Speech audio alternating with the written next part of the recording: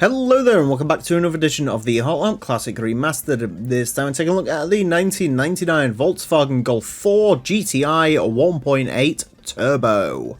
Another Mark IV Golf to take on our course, and that means I can indulge in my favourite thing in the world, Mark IV Golf slander, because this is the worst Golf and I will hear no disagreements on that, although actually the Mark 8 maybe. You know, every 4 generations of Golf, there has to be a really, really bad one, as it turns out. And there was the 4, and now there's the 8. I actually do think perhaps the Mark 8 is worse than this, so maybe I'll give the Mark 4 a bit of a day off in terms of that. Anyways, this is the 1.8 Turbo. We've had the 2-litre non-turbo, which was a dog.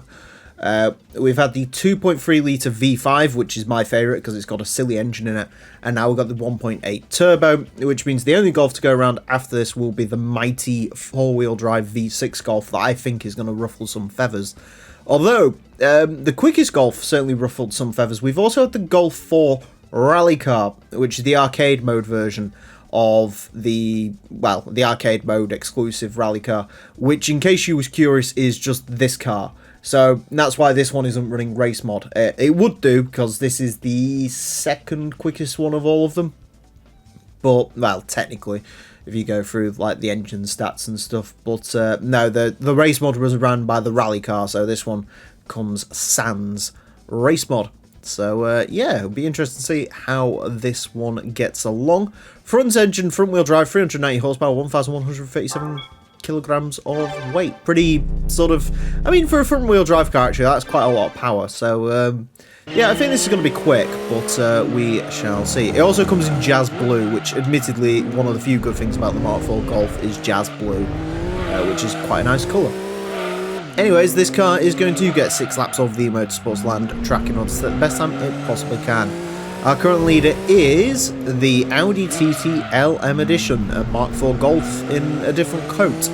That car set a time of a 26.690. The Mark IV 1.8 Turbo unlikely to beat that. In terms of where this could go, well, I did mention the Golf Rally car. That actually got in the under 30 club. It was our quickest front wheel drive car for a short while. That car set a time of 29.9. So, what was it exactly? 29.911. So, yeah. No, I don't think this is going to get close to that. Other quick Volkswagens, I mean, the Beetle was quite quick. That set a time of 30.7. The V5 was also a 30.7. I think that narrowly missed being beaten by the Beetle. Yeah, I mean, they're pretty quick cars for what they are, as by the game's logic anyway, obviously. I mean, I don't know what Mark IV's like. I know Mark IV's are not quick in straight lines, which is going to make people who do that, I rematched my TDI, bro, it makes 300 horsepower to the wheel, I smoke 4 I don't care. I literally could not care less. 30.619. It does. So the one thing that is coming across to me in this straight away is it's not quite the uncontrollable front wheel drive cars, which do exist, but it is a little bit heavy feeling. You know, there's a lot of power going through the front end, which is great, and then you've sort of got to like lumber the rest of the car around with that power, which is a bit of a problem. 30.246. That does put it right. To be fair, usually these sort of not very good to drive front wheel drive cars are surprisingly quick. So maybe that will be where this falls into.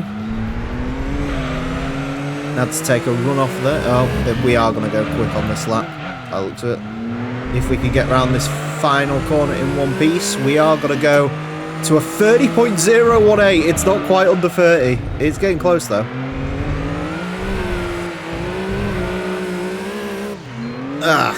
Yeah, there's definitely some time to be made up. This is one of those cars where it's just easier to straight line the jump, apparently, than yeah. I will say, actually, in terms of speed traps, this is about 15 k's behind what the RX-7 was last time out, so it's not even sort of straight line performance, it's making up most of its time through the corners, which is interesting. I think that could go a little bit quicker, although I don't know how much of that is down to, you know, I mean, the Golf Rally car was quick. So, I mean, there being a 0.1 difference between this and the Golf Rally car, I think the Golf Rally car is a little bit more athletic, as much as that does miss out on the final stage weight reduction, which actually probably means this weighs about the same. That did have the advantage of racing modification, so I think that was a bit more sort of, that had a bit more downforce going through the corners, which would help this. But yeah, I mean, it's a Golf. It is a Golf to drive.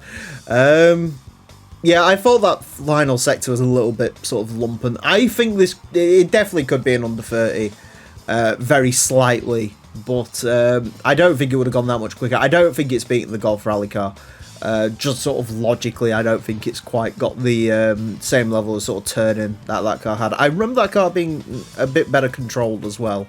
So, yeah.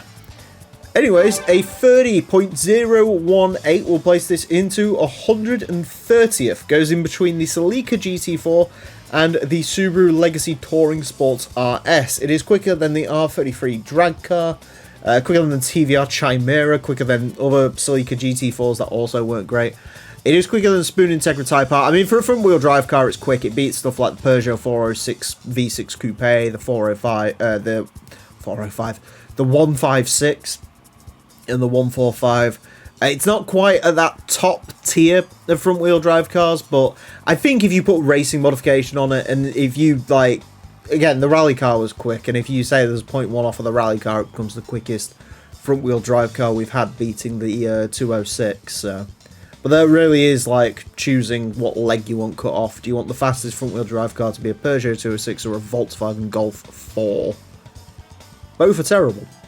Anyways, that's it for this episode. Thank you all very much for watching. Join me next time when I will be driving something completely different. Until then, farewell.